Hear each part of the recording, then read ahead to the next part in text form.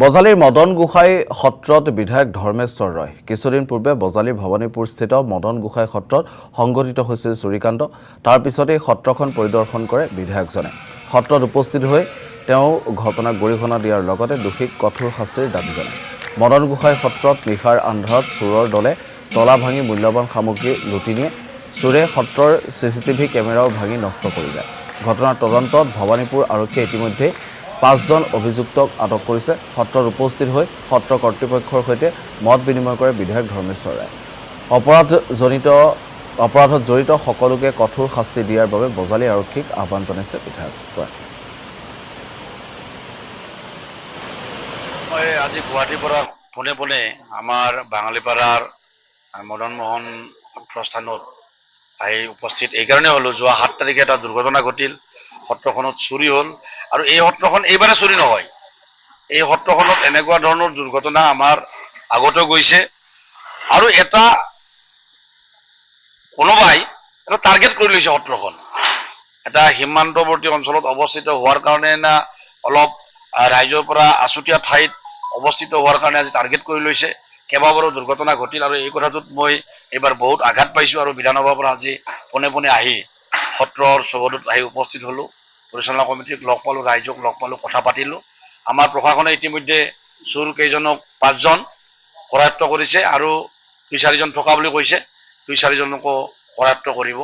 আমাৰ চৰকাৰ, আমাৰ মুখ্যমন্ত্ৰী ডক্টৰ হিমন্ত বিশ্ব শৰ্মা ডাঙৰীয়াৰ চৰকাৰখনে সত্ৰীয়া সভ্যতা সংস্কৃতিক লৈ দায়বদ্ধ।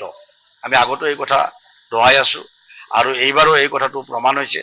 আপোনালোকে বাজেটতো গম পাইছে যে সত্ৰ সংস্কৃতিক ৰক্ষা কৰাৰ কাৰণে, সত্ৰীয়া পৰম্পৰাক ৰক্ষা কৰাৰ কাৰণে, সত্ৰৰ বেদখল কৰা মাটি উদ্ধাৰ কৰাৰ কাৰণে চৰকাৰৰ এলানি চিন্তা আছে, এলানি কাৰ্যসূচী আছে। গতিকে সেই মুহূৰ্তত আমাৰ প্ৰাণস্বৰূপ এইখন সত্ৰত, বাঙালীপাৰাৰ এই মদন মোহন সত্ৰত এনেকৈ চুৰি হোৱাত আমি অত্যন্ত দুখ পাইছোঁ, আমি আঘাত পাইছোঁ। আৰু যিসকলে চুৰি কাৰ্যত লিপ্ত হৈছে, আজি গ্ৰেপ্তাৰ হৈছে, তেওঁলোকক আমি গম পাইছোঁ। এটা বিশেষ সম্প্ৰদায়ৰ পৰা তেওঁলোকক বোলে আমি গম পালোঁ। গতিকে যদি তেনেকুৱা ধৰণৰ টাৰ্গেট তেওঁলোকে কৰিছে, তেওঁলোকক কিন্তু ৰেহাই দিয়া নহ'ব। কঠোৰৰ পৰা কঠোৰ ব্যৱস্থা তেওঁলোকৰ ওপৰত আমি গ্ৰহণ কৰিম।